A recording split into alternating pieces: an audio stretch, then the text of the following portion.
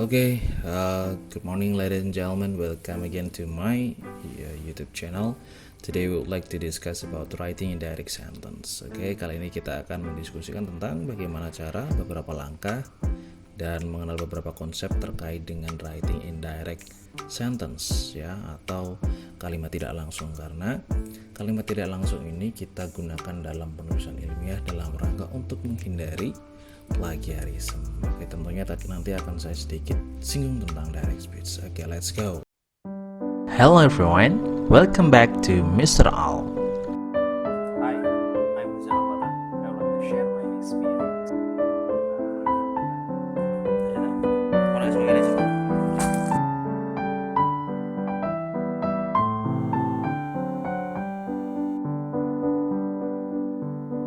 There are many occasions in which we need to describe an event or action that happened, and very often that includes repeating what someone said.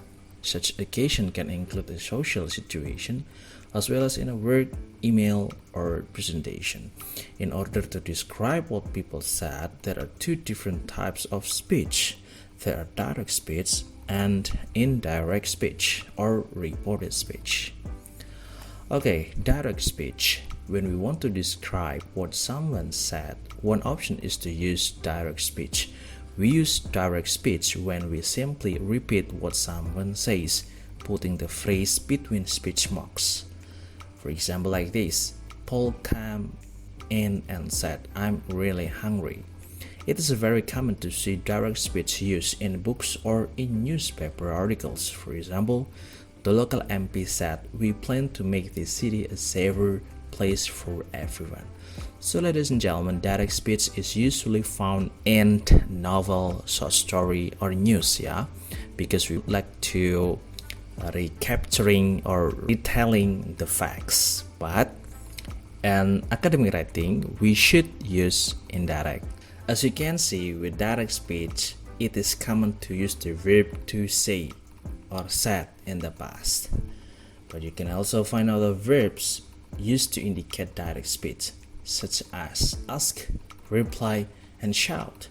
For example, like this: when Mrs. Diaz opened the door, I asked, "Have you seen Lee?" She replied, "No, I haven't seen him since lunchtime." The boss was angry and shouted, "Why isn't he here? He hasn't finished that report yet." Now let's go to indirect speech. We have discussed about the direct speech. When we want to report what someone said without speech mark and without necessarily using exactly the same words, we can use indirect speech, also called reported speech. "We're quite cold in here." Indirect speech, we change it become "they say that they're cold." We try to retell what actually happened to the subject. The subject say, "We're quite cold here," but we try to retell what actually happened to them. They say that they're cold, kita menggunakan posisi orang ketiga. Sedangkan direct speech, kita mencoba memposisikan diri sebagai orang pertama. When we report what someone says in the present simple, as in the above sentence, we normally don't change the tenses. We simply change the subject. However, when we report things in the past, masa lalu, we usually change the tense by moving it one step back. For example, in the following sentence, the present simple becomes the past simple in indirect speech. For example, the direct speech, "I have a new car," we change it become, "He said he had a new car." Ladies and gentlemen, jadi kita set back kita merubah "I have a new car."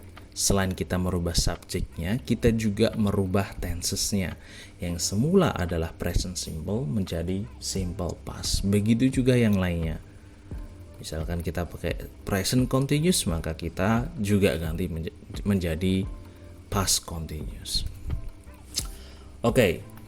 All the other tenses follow a similar change in indirect speech. Here is an example for all the main tenses. Jadi ini adalah beberapa contoh perubahan yang bisa kita buat dari direct speech menjadi indirect speech ya. Jangan lupa kita menggunakan said atau tell. Contohnya, he said I live in the city center. Nah, yang perlu diperhatikan adalah verbnya di sini live, verb pertama kita rubah menjadi verb kedua. Ya. Jadi ini dia bilang he said I live in the city center, so we change it. He said he lived in the city center. You can add that ya or not. Jadi you bisa tambahin that atau enggak di sini. Jadi that itu sebuah optional, bukan sebuah keharusan. Misalkan kamu tulis he said that he lived in the city center, itu juga boleh, enggak masalah.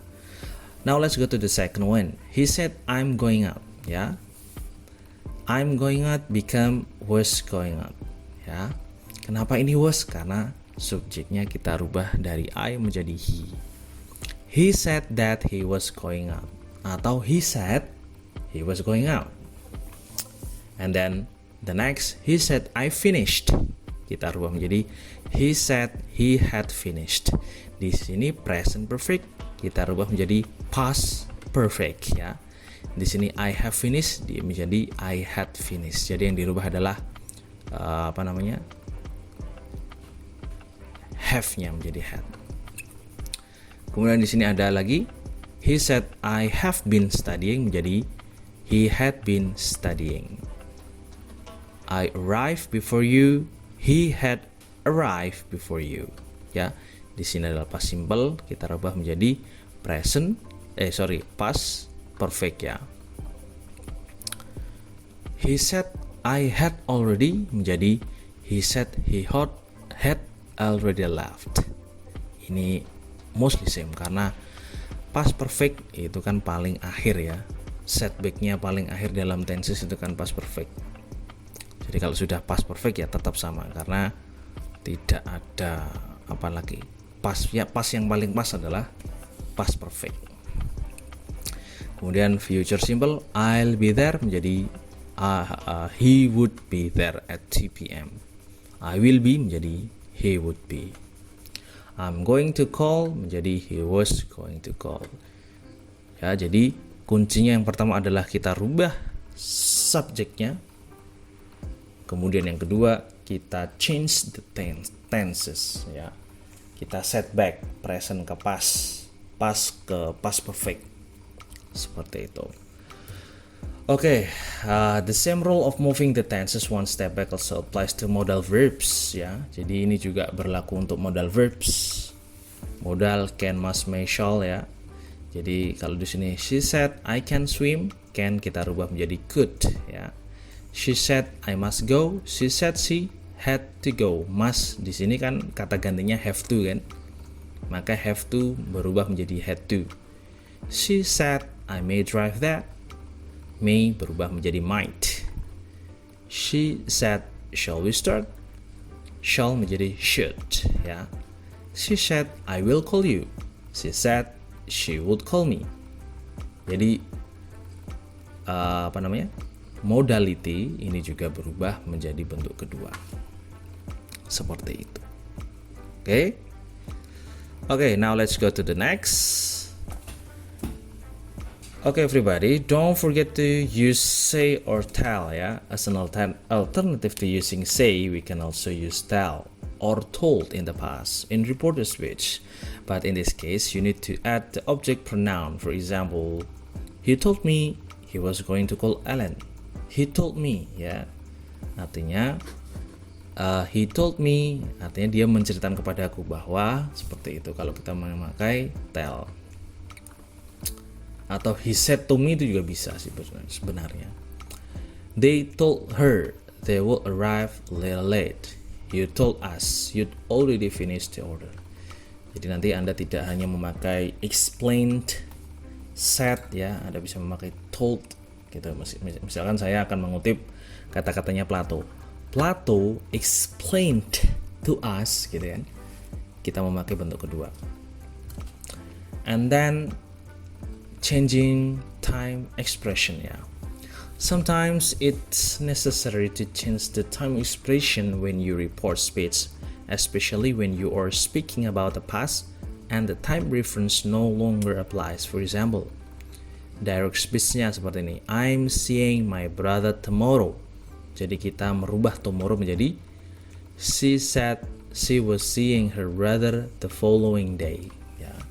Nah, ini kita juga harus mengetahui beberapa keterangan waktu, bentuk lainnya seperti apa. Here are some other examples. Direct speech, I had a headache yesterday. Indirectnya kita rubah yesterday menjadi the day before yesterday. Ya. You'd had a headache the day before yesterday. Direct speech, it's been raining since this afternoon. This kita rubah menjadi that. Nah, intinya adalah kita memposisikan menjadi orang ketiga, ya. Kita melihat dari jarak jauh. This menjadi that. Satu lagi, I haven't seen them since last week. Last week kita rubah menjadi the previous week, ya. Jadi tadi kita sudah belajar ada subjek, kemudian tensesnya setback, kemudian change the use tell, ya, and then changing time expression. And then the next, reporting questions. When you report a question, you need to change the interrogative form into an affirmative sentence, putting the verb tenses one step back, as with normal reported speech, ya.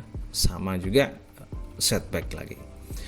There are two types of question that we can report: question that have a yes or no response, and question that begin with a question word like what, where, who, etc. When we report a yes or no question, we use if. For example, like this: do they live here? Nah, do they live here? Ini kan sebuah pertanyaan, kita rubah menjadi you ask me if they lived here, ya. Jadi ketika ada kata-kata what, where, who, ya, when we report a yes or no question, kita menggunakan if. Kalau jawabannya adalah yes or no, kita menggunakan if. You ask me if they live here. Seperti itu, ya. As you can see in the reported version of the question, do is eliminated because it is no longer a question and the verb live becomes lived. Oke, jadi ini adalah salah satu teknik ketika kita akan reporting questions. Kemarin kamu bertanya seperti ini, ya. Yesterday you asked me if they live here. Seperti itu. Oke, the next. For questions starting with question word like what, where, when, who, etc., we report the question using the question word, but change the interrogative form into the affirmative form. For example, like this.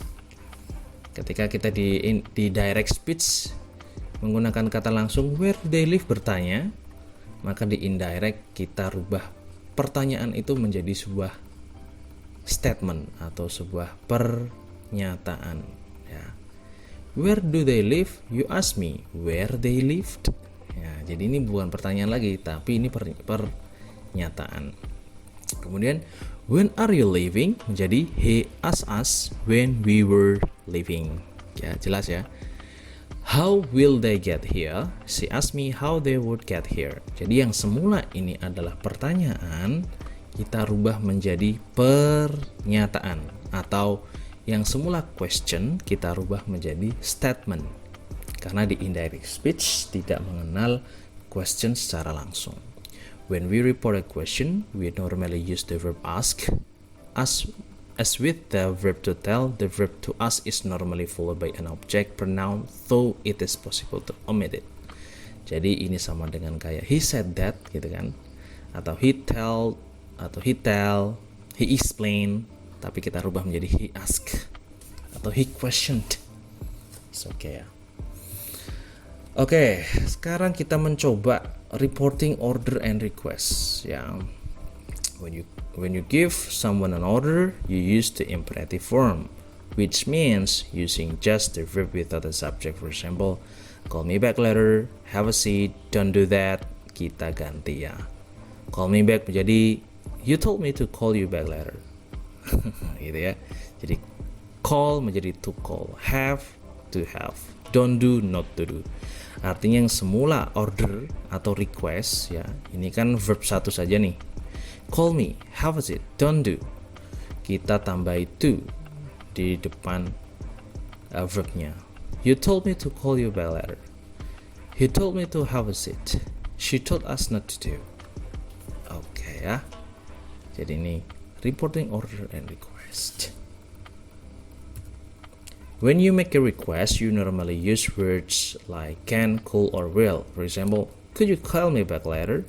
Will you have a seat? Can you not do that, please? Ya, jadi untuk merubahnya to report request, we use the verb to ask and the infinitive form of the verb. For example, kita rubah ini call menjadi you ask me to call you back later. Jadi ask me ini meminta, tidak bertanya ya. He asked me to have a seat. She asked us not to do that. Jadi ketika kita pakai request, kita rubah could you call me back later? Will you have a seat? Can you not to do that? Maka kita rubah semua ini menjadi ask dan verb 1 ditambahi to call me ya. You ask me to call you back later. Oke, ladies and gentlemen. Oke, nampaknya agak rumit tapi ketika kita sudah terbiasa akan sangat mudah ya. Oke, ladies and gentlemen, now you've seen how we use direct and indirect speech. Practice using them yourself. An excellent and easy way to see how they are used is by reading a short story in English or a news article online, because stories no longer contain many examples of reported speech. Oke, jadi begitulah sekian diskusi kita hari ini terkait dengan direct dan indirect speech. Dan tugas Anda, your assignment is please ya, karena di sini adalah kita mencoba untuk practice ourselves ya, by reading a short story in English or news article online. Now your assignment, please ya, look for a short story in English and one English news ya in article online, and please find the indirect speech or reported speech. Remember, what is the assignment? The first one, look for the short story and then the English news, and then please identify the reported speech ya.